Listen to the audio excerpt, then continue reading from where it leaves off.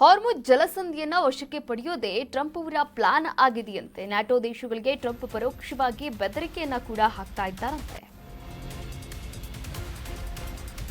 ಹಾರ್ಮುಜ್ ಜಲಸಂಧಿ ವಶಕ್ಕೆ ಪಡೆಯಲು Trump plan. NATO ದೇಶಗಳಿಗೆ ಟ್ರಂಪ್ ಪರೋಕ್ಷವಾಗಿ ಬೆದರಿಕೆಯನ್ನ ಹಾಕ್ತಾ ಇದ್ದಾರೆ. ನಾವು ಎಲ್ಲವನ್ನ ಮುಗಿಸ್ಬಿಟ್ರೆ ಅಂತ ನ್ಯಾಟೋಗೆ ಬೆದರಿಕೆಯನ್ನ ಹಾಕಿರುವಂಥದ್ದು. ಆಮೇಲೆ ನಾವು ಜವಾಬ್ದಾರರಲ್ಲ ಅಂತ ಟ್ರಂಪ್ ಕೂಡ ಹೇಳಿದ್ದಾರೆ. ನೋಡಿ, ಇರಾನ್ ತಡೆದು ನಿಲ್ಲಿಸಿರ್ತಕ್ಕಂಥ ಅಂತಾರಾಷ್ಟ್ರೀಯ ಸರಕು ಸಾಗಣೆಯನ್ನು ರಕ್ಷಣೆ ಮಾಡಲು ಯುದ್ಧ ನೌಕೆಗಳನ್ನು ಕಳುಹಿಸಿಕೊಡಿ ಅಂತ ಅಮೆರಿಕ ಅಧ್ಯಕ್ಷ ಡೊನಾಲ್ಡ್ ಟ್ರಂಪ್ ಮೊರೆ ಇಟ್ಟಿದ್ರು.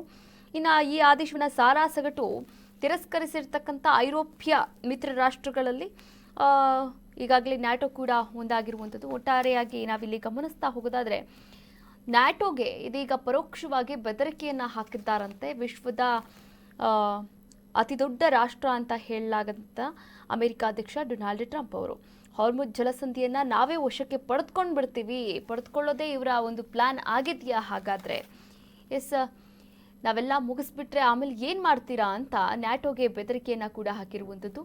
ಆಮೇಲೆ ನಾವು ಜವಾಬ್ದಾರರಲ್ಲ ಅಂತ ಕೂಡ ಟ್ರಂಪ್ ಒಂದು ರೀತಿಯ ಎಚ್ಚರಿಕೆಯನ್ನು ನೀಡಿದ್ದಾರೆ.